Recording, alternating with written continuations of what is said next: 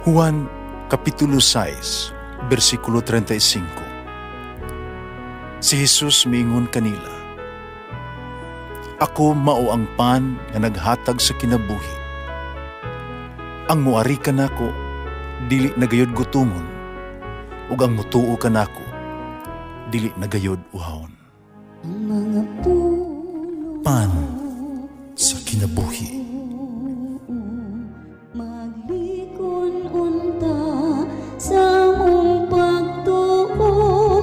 Gagakakabi sa pagtuman sa imong mahal nga kasuguan. Ang ginuman na kaninyo, Santo si Ebanghelyo sumala ni San Mateo. Unya nang lakaw ang mga Fariseo, naglalaw sila pagpatay kang Jesus. Sa pagkadungog ni Jesus niini,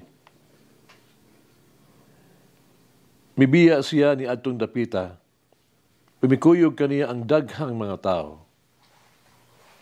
Giayo niya ang tanang mga masakiton, o gidid-an sila pagpanugilon may tungod kaniya.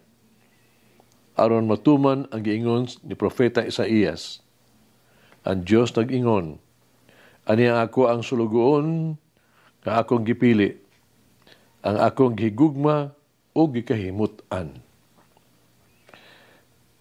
Kaniya, pakunsauron ko ang ako ang espiritu, o isangyaw niya ang ako ang kabubuton ngadtos tanang katawhan. Apan dili siya magilalis ni misinggit, ni mohimo siya masaba na pagigpulong sa kadalanan. Dili siya niya balion ang bawog nga magabugang, ni puluungan niya ang nagasawop ng mga sanga.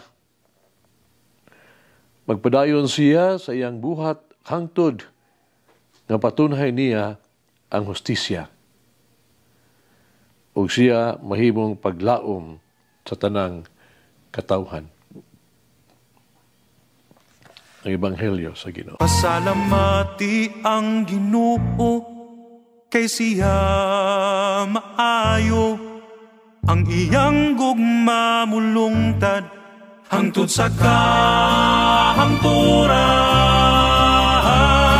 Pasalamati ang Diyos sa tanang mga Diyos, ang iyang gugma malungtaron.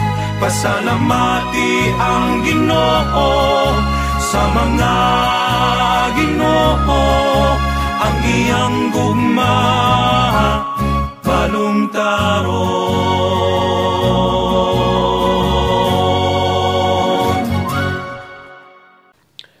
Ang usa ka sulugoon obligado sa paghatag og pagmasinugtanon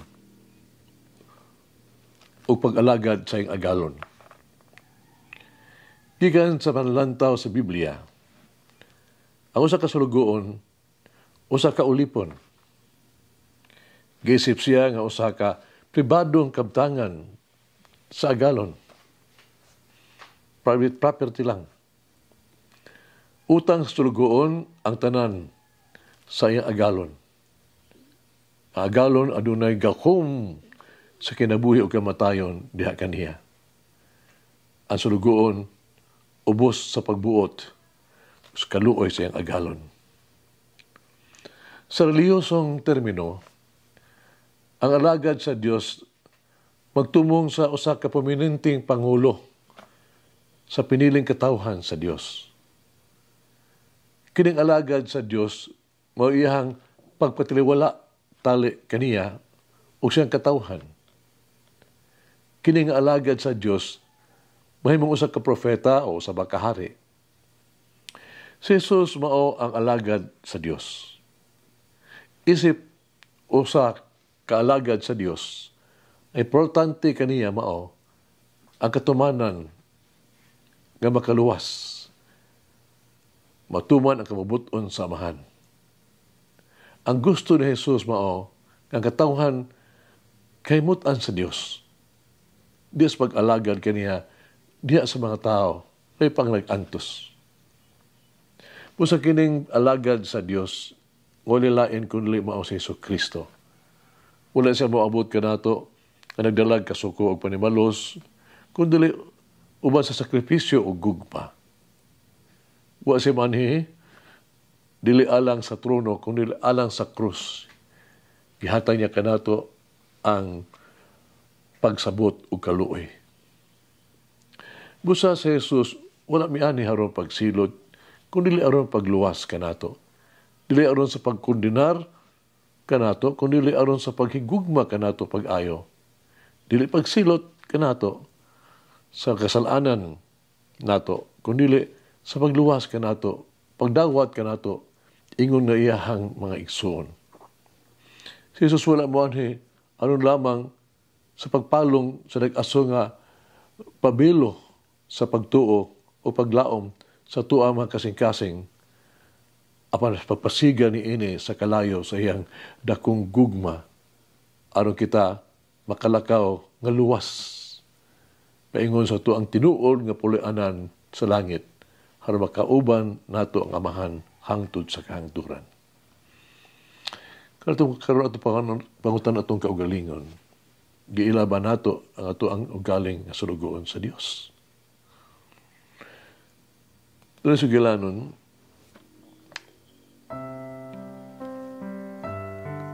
dihay magsuod nga higala. Nagsabot sila nga mga ligo dito sa dagat. Pero samtang sila naglakaw sa baybayon, sila doon ay init nga panaglalis. Nag-away sila. Magani o sa higayon ni Ana, gisumbag niya. Gisumbag siya sa iyang suod nga higala. Gigit siya sa naong na igo. Wala siyang mabalos. Naghilom lamang siya. Hinoon, nagsulat siya sa balas. Gisumbag ako sa akong suod nga higala sa naong. Nagpadayon sila sa paglakaw. O nagkasambot sila ng mga ligo sa dagat.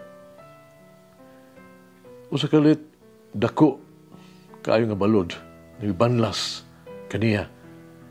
O sila may ligro nga malumos. Diha dayon, may abot ang iyang suod nga higala aron sa pagluwas kaniya. O siya naluwas. Di na mahulay na sila sa daplin, sa baybayon. No? Iyang gisulat sa bato, kini. Diyan na sa bato, ang akong suod nga higala, nagluwas ka na ako, gikan sa pagkalumos. Nalibog ang iyang suod nga higala, nangutana, nga nung isulat man siya sa balas, ug dayon sa mga bato.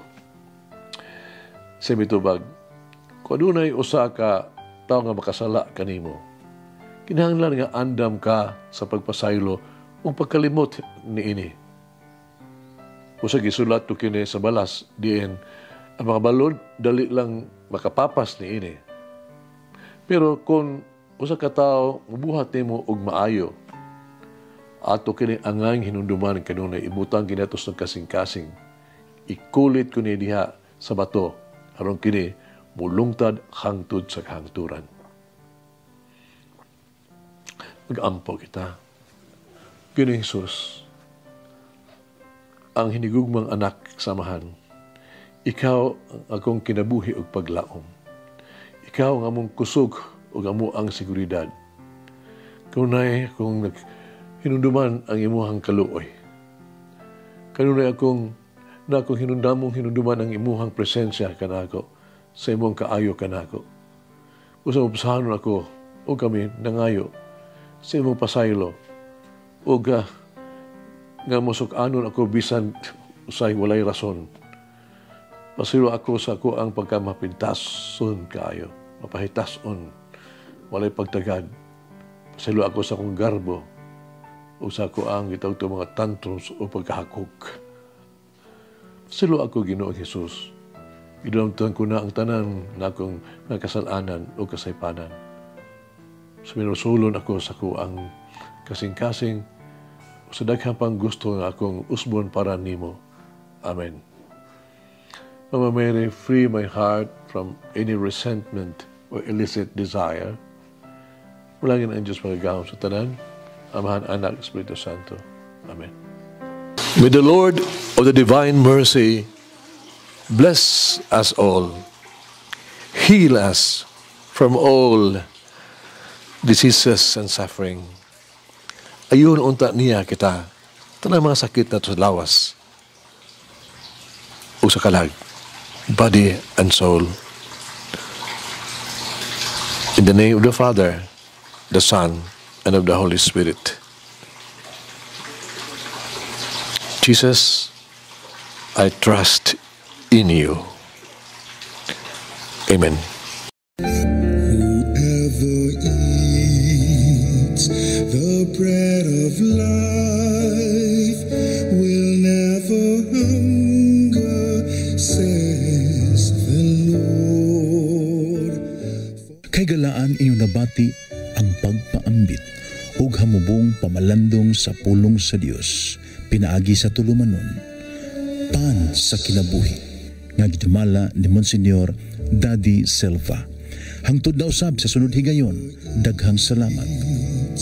The bread of life.